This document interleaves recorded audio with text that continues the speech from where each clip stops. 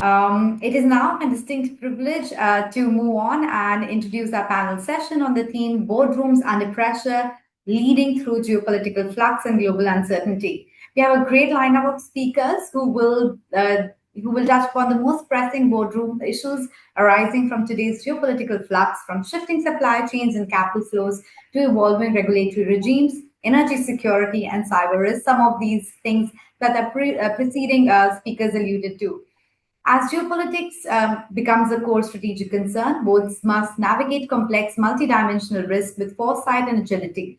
The discussion will explore how organizations can strengthen resilience, embed geopolitical intelligence into governance, and identify opportunities in an increasingly fragmented and uncertain global landscape. Please join me in welcoming our speakers. I'll start with Ambassador MP Singh, IFS retired, who's, of course, a distinguished Indian diplomat with deep expertise in protocol and international engagement. A 1985 batch Indian Foreign Service officer, he's among India's longest serving protocol officers, having managed visits of over 200 heads of state and government and contributed significantly to India's state protocol systems. His overseas assignments include Havana, Bangkok, Toronto, Dubai, London, covering consular, administrative, and high level protocol responsibilities. He later served as ambassador of India to Mongolia.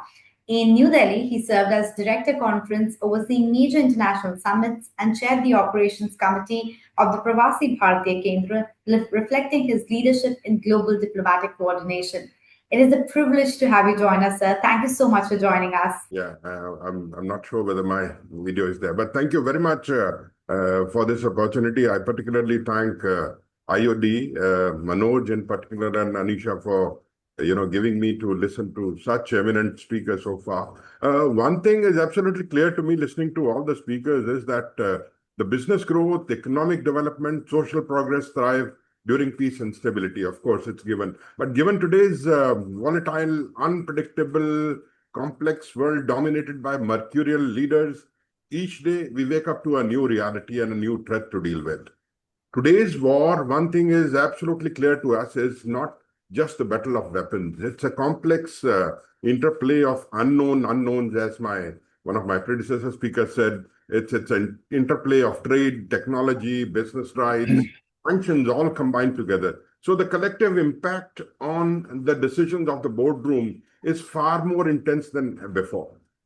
What is under attack today are not just nations, but institutions. Institutions that took decades of painstaking collaboration and negotiation to build, from undefined navigation rights to UN CLOS. It took about 10 years. From Bretton Woods and GATT to WTO, it took 50 years. It took centuries for the world to go beyond colonization to industrialization to consolidation to the currently collaborative world. Nobody thought that the upholders of the global order and world trade would themselves become a threat today. This stark reality reframes, therefore, the challenge for today's boardroom. From preparing for a shock to absorbing an ongoing shock. Realigning the supply chains, as many of the predecessors said, and how best to strategize, particularly in India, to remain relevant and important on the global world. While there is no single specific actionable strategy that could help the boards of today to build the capacity to withstand and adapt to this new world order, or rather disorder, but the following factors that need to be factored in by boards in India and abroad are, number one, anticipate multi-domain shocks of the future wars or conflicts, going beyond the erstwhile normals. There's no normal definition within which the future wars will be confined. And number two, which is very important, seeing the GCC world reacting to the conflict, is my take is abandon the sunk cost, at least temporarily. Being a student of history, I remember how quickly President Kennedy shelved the Turkey missile deal, which was already planned for decommission during the Cuban Missile Crisis to avoid the war. Number three, try and exploit the asymmetry. This is for the boards. The boards have to take cue from Ukraine and Iran as to how to exploit the asymmetry available in the world. You need not to have strength as much as to be able to strategize to use that asymmetry for your advantage. Number 4 is delegate the authority to the extent possible if your company operations span across nations. This is very important. And we have seen as to how the 22 commanders in Iran have been able to withstand the pressure more than 4 weeks without getting any support from anyone. The 5th is control the narrative, particularly if your company is a listed one, as much as possible to control the market value of your company. And finally, it's a strategy without adaptability is a dogma. I can tell you that, and I don't need to quote an example which I've given recently in one of the Qs.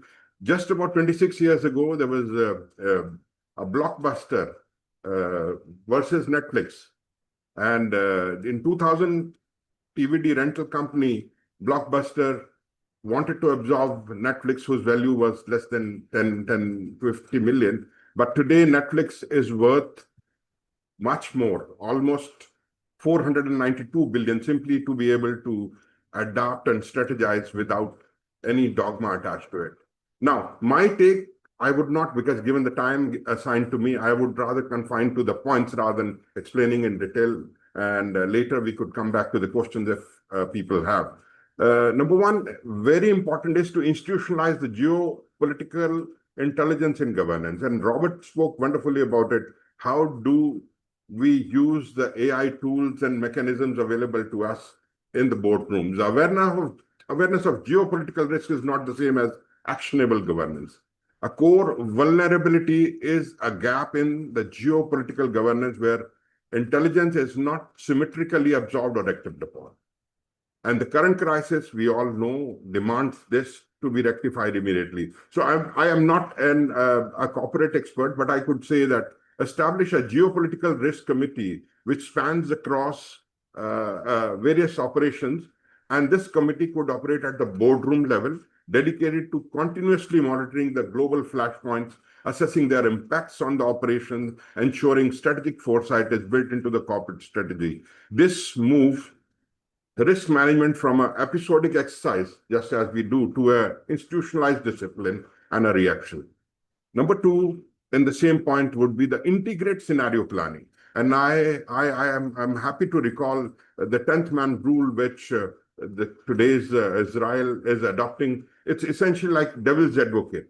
Boardrooms must move beyond traditional risk assessments. Geopolitical risk is now the most important concern for nearly 50% of chief executive officers in India. I was reading a report.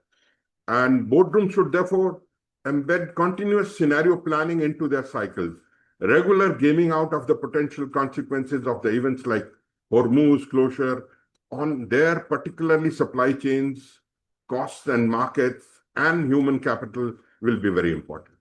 Second broad factor would be you have to engineer radical supply chain resilience, or something my predecessor spoke about very eloquently, as did Ambassador Yash Sinha. The closure of Strait of Hormuz exposes the fatal flaw that just-in-time, efficiency-driven supply chains are needed for the corporates of today.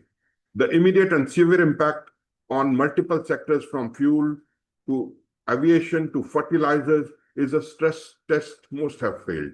And we need to be reactive, or rather proactive towards it.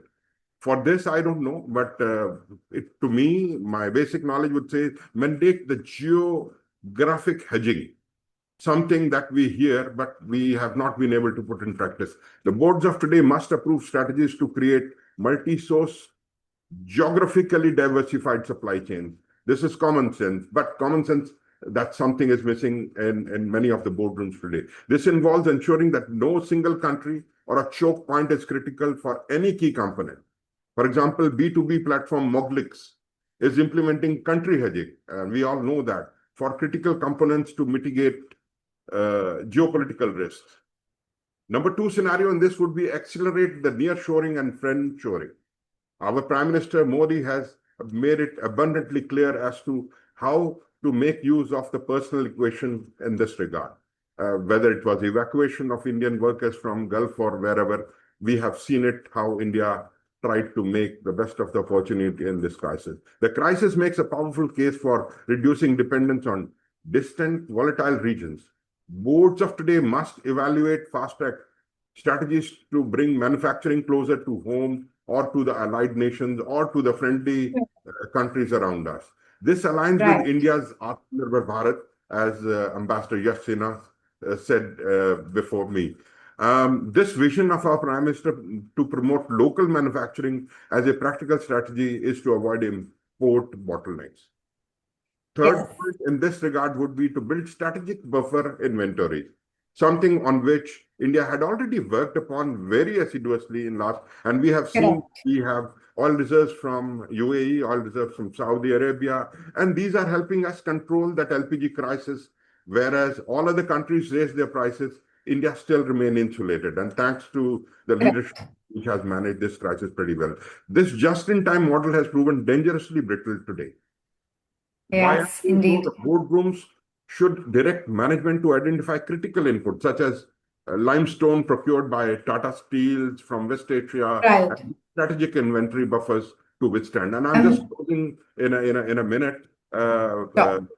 That was the last point, and I think this is most important because finances are something more. Fortify financial resilience to withstand volatility. The economic fallout from the low rupee to ballooning import bill hits the bottom line directly. India became sixth largest economy in just 4 weeks. So the State Bank of India, which has already projected that the sustained high oil prices could shave nearly 1 percentage point of the GDP growth. So implement proactive financial hedging. And since time is short, I would rather go with RBI sold millions of dollars Yes. just to stabilize the rupee.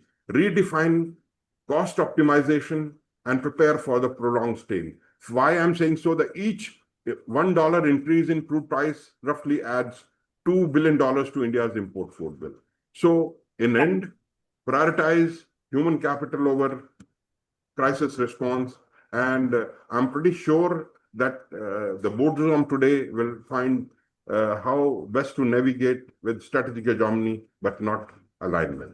And if you want me, I can go on, but Sure. since my time is short, and I will leave No, it. Ambassador, we will definitely come back to you to ask more questions around it, but I want to give due time to the other panelists as well. And talking about it, the next speaker on the panel is another very distinguished guest, Mr. Balaji Nagabhushan. He is a seasoned C-suite executive, governance expert, and strategic leader with over 3 decades of experience.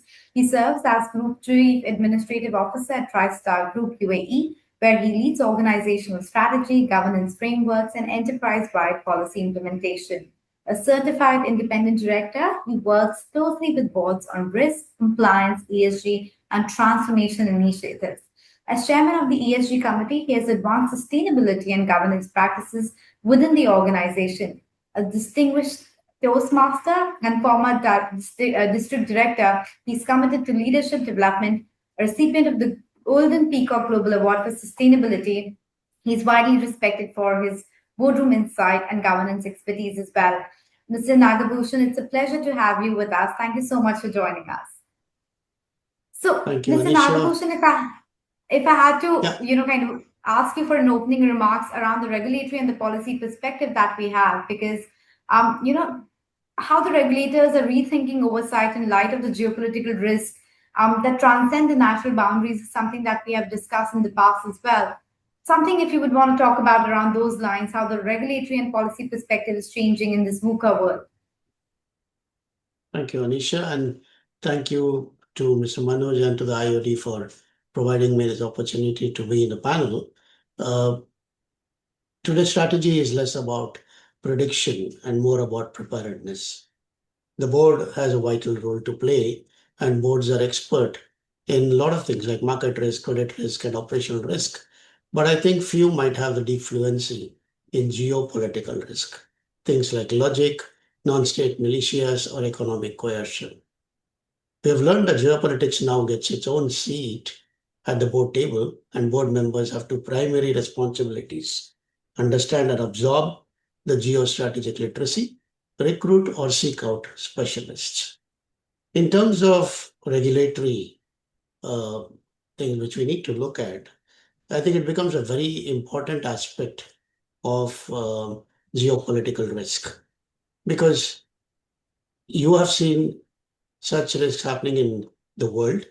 And in many of the places, we have seen that eventually people get into a stage where they're worried about their investments, they're worried about their money, they're worried about what's happening in the world, and the money slowly starts disappearing from the banks. And in certain countries, we have seen that when you get into the ATM and the ATM doesn't have the money, the bank doesn't have the money, and eventually the bank crumbles. I'm very happy that I'm in a place called Dubai in UAE, and we have been very happy even in this situation. The government has been very, very protective. Government has been very supportive, and a lot of measures which the government has taken has actually helped the economy. In fact, one of the things which the central bank did as soon as such a pressure came in was to pump in almost $1 trillion into the banking system and say, we don't need to worry. Please make sure that all of you are here and your investments are safe. So in terms of such geopolitical risk, we need to make sure that the regulatory concerns are met and the regulatory agencies start protecting you. And I think too many companies wait for the first warning shot to assemble a crisis team. But resilience is built during calm periods through repeated rehearsals. This means running regular cross-functional tabletop exercises for a range of geopolitical scenarios, especially those that are specific to the business. So what does strategic decision making look like under deep uncertainty? The board's unique role is to hold the tension between the company's value and the company's values. There is a multitude of questions. Should we exit now to save next quarter earnings, uphold a commitment to stakeholders, or abide by the rule of the law? Above all else, we should be who we said we are. Strategy has to be strengthened by communication. When we study post-crisis reviews, the most glaring failure is not lack of strategy, it is lack of clear communication. Resilient companies have a simple, pre-agreed hierarchy of crisis levels. For example, I quote from our own operations. Level 1 is a local incident. Level 2 is regional disruption. Level 3 is global crisis. And level 4 is an existential threat. For each level, there has to be a definition of who is on the core crisis team, how often they convene, what information has to be pushed out to the rest of the staff, and also what has to be kept confidential. At Tristar, we had 11 a.m. meetings, physical and online, with all our team heads in the GCC every single day. We also maintain close communication with our regulators, with our customers, with our partners, and mission-critical clients by providing updates, risk assessments, and contingency plans. Overall approach was to be fluid without losing focus. Tristar Group is in the business of international energy, logistics, and the earlier speakers have spoken about the difficulties in the supply chain. And as such, we remain uniquely vulnerable to a long list of geopolitical risks like sanctions, port blockades, maritime choke points, pipeline sabotage, cyber attacks, regulatory fragmentation.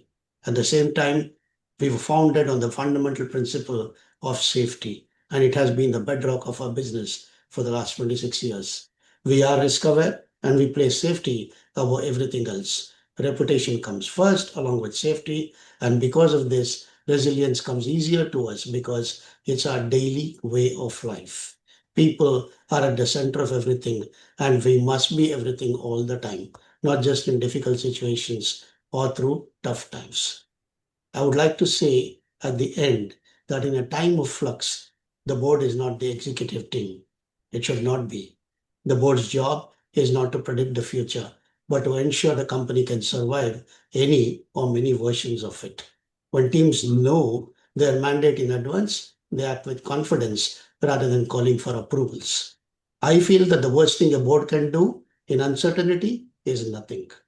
The second worst is to overreact and break what is still working. Boards are expected today to be as fluent with uncertainty as they are with compliance. Thank you so much, Anisha. I'm ready for the panel and for the questions with others. Thank you. Thank you so much. Well, I think very interesting that you said that doing nothing and overreacting both are extremes that boards need to avoid. And it's important that Stop trying to predict the future. Think about resilience, because that's what your job is, and you have to be really, really agile. Really appreciate your thoughts. We'll come back to you, Mr. Nagabhushan. But in the meantime, let me welcome the other panelists on board as well. We have Dr. Andrea Bonime-Blanc, a globally recognized expert in governance, risk, ESG, and cybersecurity, and founder and CEO of GEC Risk Advisory. She advises boards, corporations, governments, and NGOs on navigating complex global risks and transforming them into strategic value. With over 2 decades of C-suite experience at organizations including Bertelsmann, Virent, and PSEG, she has led functions spanning legal, ethics, risk compliance, sustainability, and crisis management. She serves on multiple boards and advisory bodies and is independent ethics advisor to the Financial Oversight and Management Board for Puerto Rico. A senior fellow and prolific author, she has received global recognition, including the NACT Directorship 100 and Ethisphere's Most Influential in Business Ethics. Thank you so much for joining us, Doctor, today. Dr. Andrea, if I can ask you, given your depth of knowledge and the kind of people you talk to and the exposure that you have, which are the key blind spots that you see that the boards are underestimating right now, whether it's geopolitical, whether it's technological, across the realm? Which are the areas you think boards have a blind spot towards? Any other opening remarks? Thank you so much. I really appreciate being here. Thank you to the Institute of Directors India and for all the leadership and the wonderful previous speakers. What I would say the most important blind spot that exists currently in any boardroom is the fact that we are not properly understanding the moment that we're living in. This moment, we've heard about a lot of the geopolitical disruption and rupture that is taking place, and I totally agree with that. I believe we are moving into a new system, and that system is not clear right now. We have incredible amounts of disruption taking place. What used to be the hegemon is really not anymore that force in geopolitics, meaning the US. Although it can be the most disruptive force in geopolitics. But we are moving to something different, and what that is, we don't know yet. So boardrooms are not really equipped to deal with that kind of really disruptive change in geopolitics, but also in technology. And so I would say that the biggest blind spot is that we don't have the right people on the board frequently. We have people who are very accomplished, who have financial expertise, economic expertise, and other industry-specific expertise and experience, meaning CEOs, CFOs, and others. I think the time has come for boards to have a more diverse group of experts and broad-minded individuals who can understand the technology that is really suffusing our lives, who can understand the big tectonic shifts that are taking place geopolitically, also the political shifts that are taking place internally at some of our countries. The movement from more democracy to less democracy to more autocracy, liberal democracy, all of that is affecting the internal regulatory and political profiles of major countries, including my own. I live in the United States. And so for you, for people outside of the US who are either investing or partnering or otherwise conducting business in a country like the US, we suddenly have more political risk than a lot of other countries. And I wouldn't say it's as sudden. It has happened over time. And so political risk within countries, geopolitical tectonic shifts among countries, a very uncertain future from a technology standpoint.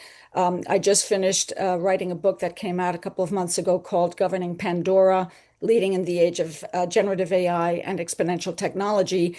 And while it focuses on the big shifts that are taking place technologically, it also intersects with geopolitical change, with socio-ecological change, with leadership trust issues. We're finding ourselves much more in a leadership trust recession or maybe even depression coming up because of the lack of trustworthy leaders politically and sometimes also in business.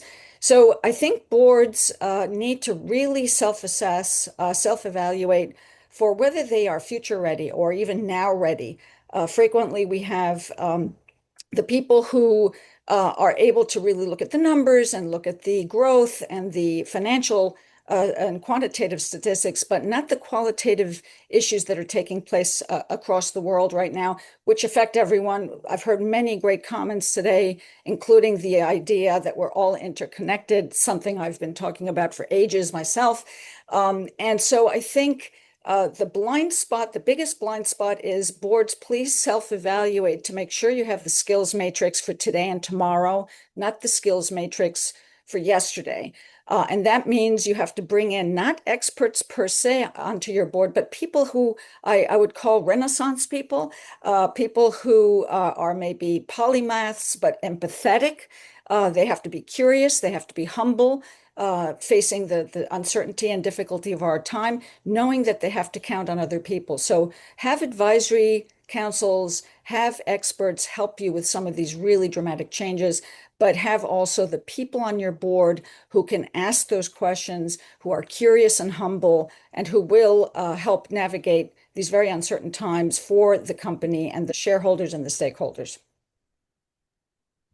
Interesting. A lot of self-evaluation that the boards need to do, because the debate has been on for a while whether you need a board member who's a generalist or a specialist, but it's now evolved into somebody who needs to have the right behavioral trends as well that you talked about, whether they have the empathy or not, whether they have the consciousness to deal with uncertainty. That itself is a major area that one needs to look at. So self-assessment is something top of order. I'll come back to you, Doctor, but before that, I also need to welcome Mr. David Dalka, who's joining us on the panel. He is a globally recognized CEO advisor, board strategist, and chief business futurist. He's the founder and director of Fearless Revival, where he advises CEOs and boards on strategy, transformation, and risk in a rapidly evolving digital landscape. His career includes leadership roles at major financial institutions such as BlackRock, AllianceBernstein's PPM America, and KeyCorp, where he led large-scale innovations initiatives. An MBA graduate from the University of Chicago, he's sought after keynote speaker with engagements across North America, Europe, and Asia. His perspectives on corporate strategy and governance have been featured in leading international publications, including the Wall Street Journal. A hearty welcome, sir. David, glad to have you on board, and any opening thoughts that you would have? Yes, Anisha, I have a prepared statement. The top going concern item for the human race is fresh water. Yet, just this week, there was a story on the internet talking about cocaine salmon, where the salmon have been poisoned with cocaine and they're going across, they're swimming twice as far, and they're concerned that will have mating issues. The Great Lakes, where I live in Chicago, has the largest freshwater source on Earth, with about 20% of all freshwater globally. Even here, there is uncertainty, disruption, and risk. Every year when we have storms that blow the water onto the land, once the water recedes, there's plastic water bottles and junk from people putting stuff in there on the beach. Our water is being destroyed by plastic. Up the road, about an hour from me, the Zion nuclear power plant is closed, yet it sits feet from a fresh water source that serves tens of millions of people. My parents live in a village that had no water for over a day on February 14th, 2025, when a water main broke due to poor infrastructure maintenance.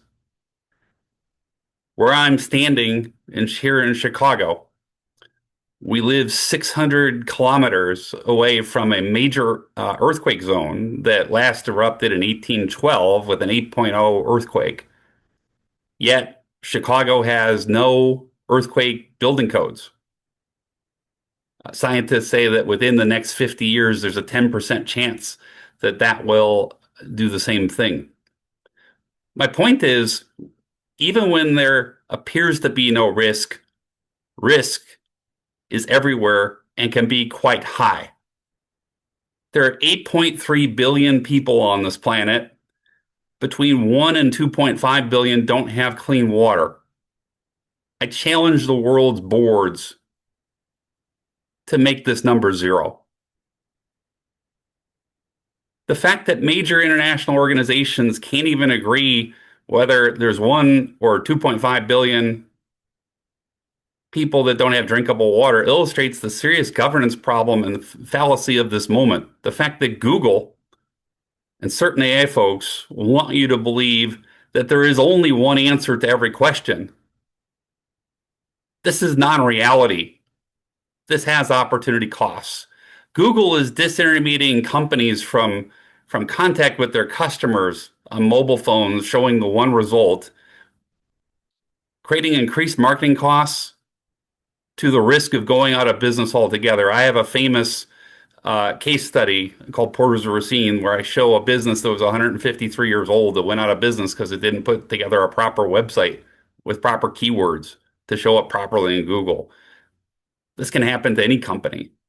Yet the world of business remains ignorant to these risks because board and CEO success metrics don't even consider this in the going concern. Whether cybersecurity or AI generated reports, boards are over communicated to by people that don't understand their purpose and their needs.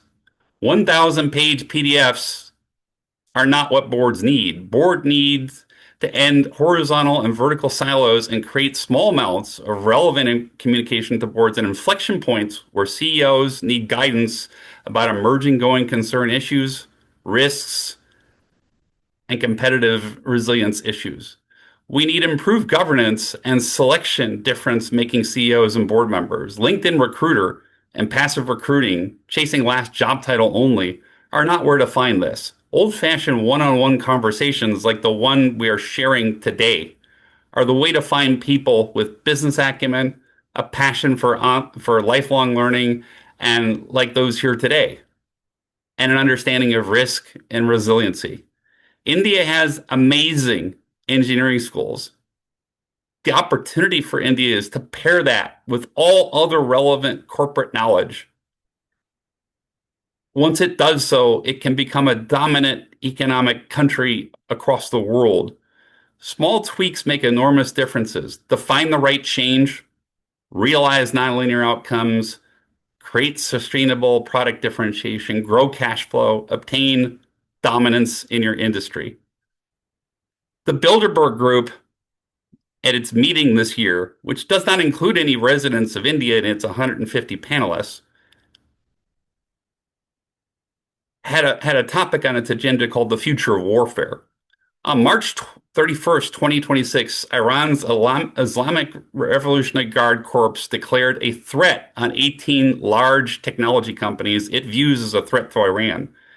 In this instant, most corporate governance frameworks were instantly obsolete, as companies have operations around the world with concentrations in India and in addition to the United States, where most of these companies were headquartered. I urge boards around the world and the globe to red team their existing going concern frameworks, processes, and procedures. I can help you identify corporate governance problems in enterprise companies that you don't even know you have. Often, these issues allow significant increases in cash flow, gross margin, and sustainability upon my analysis. I am excited about today's discussion with my peers, and I look forward to being at your disposal in the future, both virtually and eventually in person when I visit you in India. Thank you so much, David, for those thoughts. I think a lot of questions that I think we can deliberate further, but since we have limited amount of time, I'm just going to quickly throw a question across to Ambassador Singh, who's also with us right now. Ambassador, I wanted to talk to you about the points that you said that, there needs to be geographical hedging and there should be scenario mapping. But how does one integrate scenario mapping in a time when things are evolving in such a rapid manner? How are leading organizations stress testing their strategies against scenarios such as supply chain fragmentation, sanctions regimes, or shifting trading corridors? And also, when it comes to the geographical hedging, is diversification an answer, or is it better to be with certain concentrated, trusted geographies? What's your take, Ambassador?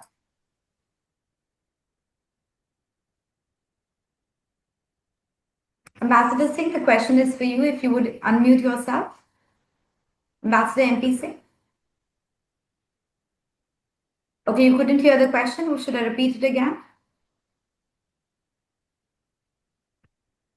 Okay, I think there is an audio issue. We'll come back to, Mr. Singh in a bit. But Andrea, since I have you with me, just wanted to get a better sense from you then. we talked about how in India there seems to be a situation of a clueless board wherein less than 20% of the AI is being governed by boards right now. And there is this vibe governance of sorts that Robert talked about.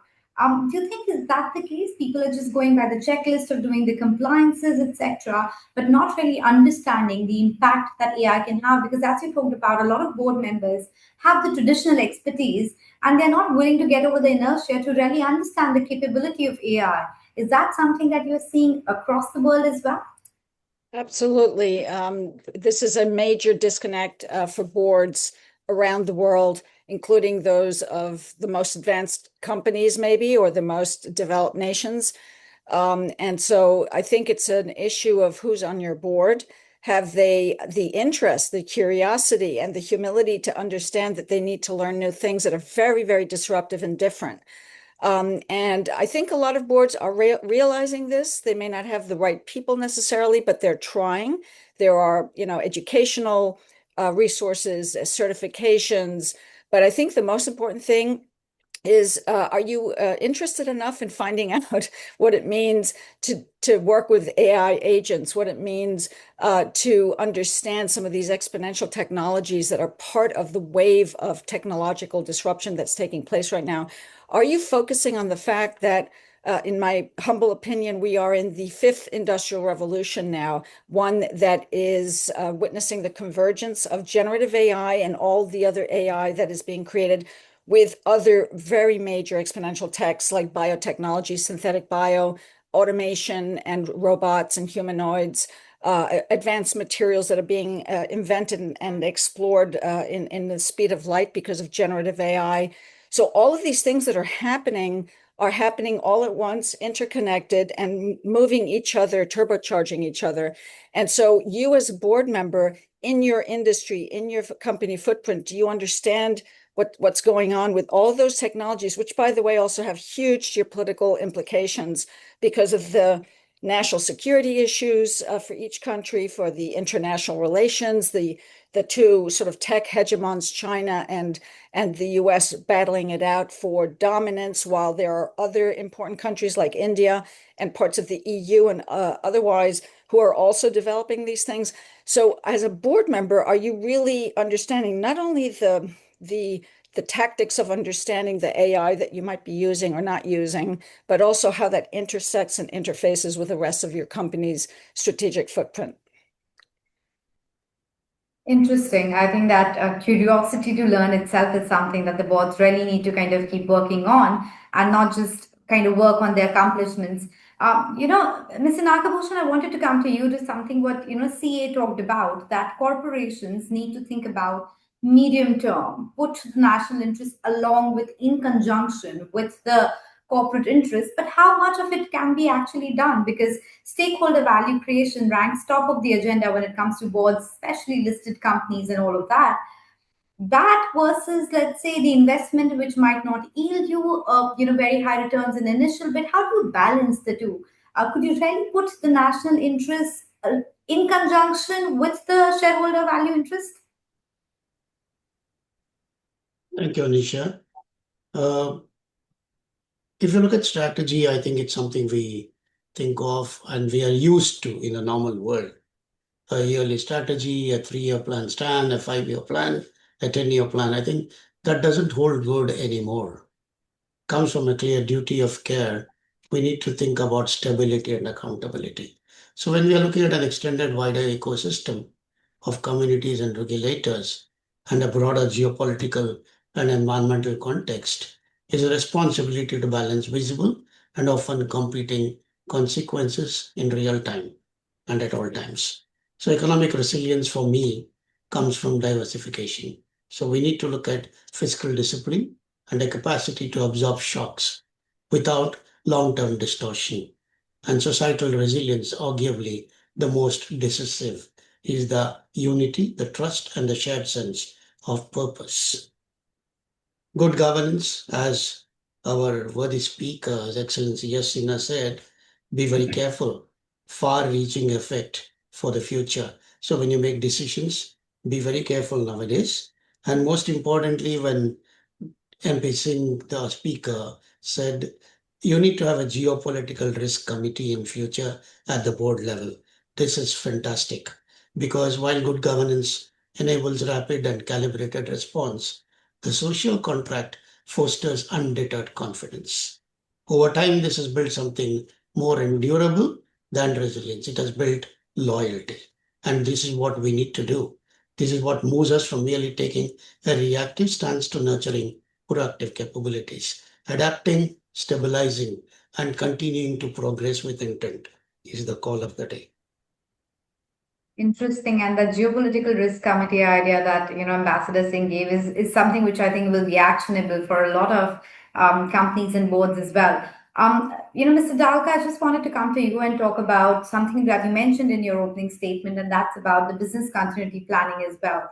That's one of the core, areas that obviously boards need to oversee. But there seems to be a lack of, that much rigor in the BCP as we had seen in the earlier times. Would you concur with that view? And what can boards do to make it better?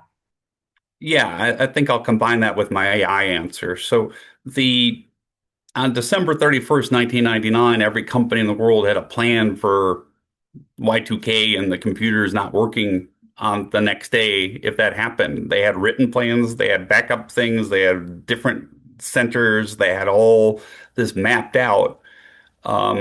After the unfortunate events of September 11th, 2001, a number of the companies that went out that had their headquarters destroyed by that unfortunate event with the World Trade Centers stated that if they didn't have those plans, they would not have gotten their companies back up and running and the companies would have failed. Coming now, 26 years later, people don't have that same rigor, as you say, about these issues, and people have kind of forgotten and become complacent. I think because data has become infinite and content has become infinite, the new problem is which data matters, which data should I save, which data should I use to make decisions with, and how do I do those things there? I challenge all boards to stop saying things like all the data's in the cloud, it's okay, and actually think about these issues with refreshed mindset. About the AI issues, we did AI better 30 years ago than we do today. What I mean by that is we focused on the MIT supervised business rules first before we let technologists touch things. The companies that will be successful with AI are the ones that rediscover this and do it right, which means bringing the business people to the table, having the boards and CEOs set the right success metrics and frameworks for people to do things, and creating a culture where people know what is and isn't okay and how to manage the opportunity costs that are present along with the great benefits that can occur. AI isn't new. It's existed since the 1950s. And people need to learn just because somebody wrote some new code that it isn't different. The rules are the same.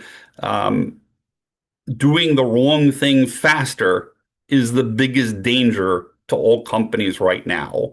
The question is, how do they insert proper business acumen and risk assessment into those operations and execution? Yes, David, sorry, go ahead. I do have a question for the gentleman from UAE, and that's with your specialty in supply chain. During COVID, supply chains were disrupted. People spent enormous resources on fixing that in the short term, but we didn't fix the structural issues of getting people to truly get the right budgets, C-level support, and interdisciplinary cooperation with other disciplines. And there's a trade show I attend in Chicago every 2 years where I saw that bubble of spending, and then I saw it revert in 2025. What are you seeing out there, and what do you see for the future of supply chains? I'm really interested in your thoughts. One of the things which, thank you so much, Mr. David. One of the things which I have seen in the UAE for having stayed over 3 decades over here is whenever there's a crisis, and I've heard this many times, by the way, Dubai will no longer be there, Dubai is going to close down, Dubai has a problem. I've heard this many times, and I think every time we look at it, Dubai has the capacity to bounce back. And that is because I think the leaders over here, when there is a crisis which is happening while they're attending to the crisis, they're also looking at the future. What is it that we need to do for the future? So when we were looking at COVID and everybody was saying that COVID might last 1 month, 2 months, 6 months, Dubai and UAE were the governments which said that I think if you have to bounce back on track, we will need 3 years. So by 2023 is when you can say normal back to business will happen. And now when we are having such geopolitical crisis which is happening, they are the people who are giving us the best of support, and they are the people who are telling us that we need to look for the future.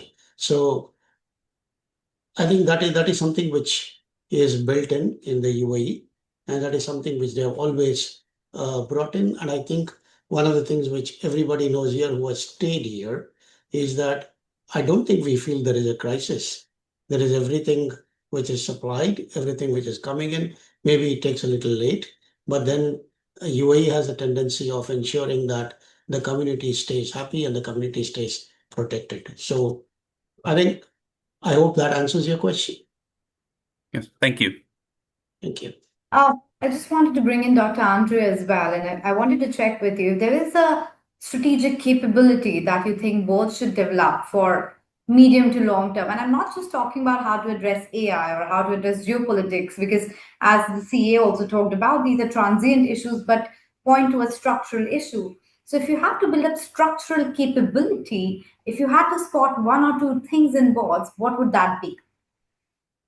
So I would say that because of where we are, the threshold or the beginning of this new era, which is geopolitically different, technologically different, and frankly, we've forgotten about socio-ecology and climate, but that is front row center as well. So we're in this coming together of extremely changing, fast changing, large scale, multi-year events, trends, mega trends. Boards and management need to adopt something that I call the exponential governance mindset, which basically is a 5-pillar approach to change and to adopting it, learning it, and doing it. And it includes creating an integrated 360 governance approach to tech and to other disruptive issues. It includes developing an ethos of tech and geopolitical responsibility.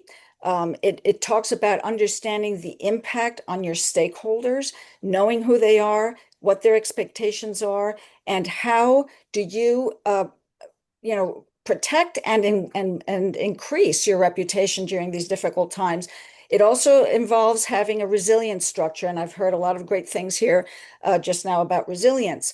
Having the right kind of enterprise risk management, business continuity, crisis management, the way to test new things like red teaming, which was mentioned just now as well.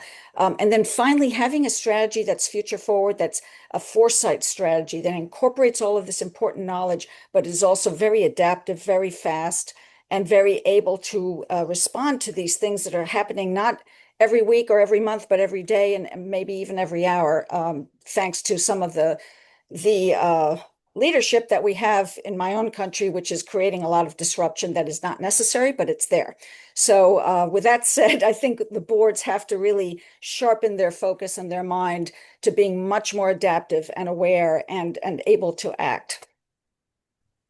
Yes, adaptive and able to act and cut down the noise, as you talked about, is also equally important to decipher the difference between the two. But David, wanted to pick your brain about about a topic which I think comes up and people are very divided on it. Is about outsourcing versus insourcing of sorts. Because while diversification is needed on one end, there's also that question: what to outsource, how much to outsource, and what are the considerations around this? This is something that is close to your heart. You want to talk about how you would, recommend boards to go about those decision making? First, we have to define and distinguish those things and make a difference between advisors and outsourcing. There's a large difference between someone calling Andrea and asking her to advise a board one to many than there is to have an outsourcing firm with leverage have thousands or even tens of thousands of people infiltrate a company and run it while they're also sometimes working for their competitors at the same time. If I walked into a chief legal officer's office with a contract for consulting and said, "What are you going to do?" And I say, "I'm going to transfer all your IP to your competitors. Sign here." Well, there's going to be some security people grabbing me out of that room and taking me out of the building really quickly. But right now we have a world where people sign contracts for things they don't even understand, as we've talked about today. And then the procurement department puts it in a drawer and then they don't see it. And so the challenge becomes a very simple paradigm. So if I create a business with each person here and I say, "I'm going to deliver filet mignon to you in your refrigerator personally each week and then leave you a bill." And I do that for several weeks. And then the next week, leave you hamburger meat, but still leave you a bill for filet mignon. You're going to notice that. You're going to call me and you're going to say, "Hey, Dave, what do you mean by this? What are you doing to me? Why are you doing this?" But when people have a procurement contract for tens of millions of US dollars in a drawer, the people don't even know they're supposed to be getting filet mignon and they get hamburger meat. That's what's happening today with this. And this isn't just a USA versus India problem. Indian companies can make their cultures resilient by focusing on using their internal people more than their external people. The great companies of the 22nd century are going to be the ones that use tools such as AI and others nimbly without this large thing there that's disintermediating employees, creating governance problems, and doing those things. Now, do people need some of that at certain times? Yes. Is it been overdone? That's what I'm saying. Very interesting. I think a lot of thoughts there for people to ponder. But with that, I think we've run out of time. I would love to pick your brains more, but unfortunately, we're end of the time for the panel discussion. And as we draw this enriching webinar to a close, it is my privilege to extend heartfelt gratitude to everyone who contributed to its success. A special thanks to our special guest, His Excellency Y.K. Sinha, Mr. Robert Mashiko, and Dr. V. Anant Nageswaran for their invaluable insights and thought-provoking remarks. Our deepest appreciation to our esteemed panelists, Ambassador MP Singh, Mr. David Dalka, Mr. Balaji Nagabhushan, and Dr. Andrea Bonime-Blanc for their lively and engaging discussion. Your expertise and perspectives have truly enriched the session, and the outcomes that have come from it is something that all the audience members will perhaps go home and talk and think about something about, let's say, a geopolitical risk committee. Is it something that they need to do at their board level or not? The STAR analysis that Robert talked about, stakeholder value, threat posturing, ability, and the risk budgeting. Do they have the wherewithal to kind of do the STAR assessments quarterly basis or not?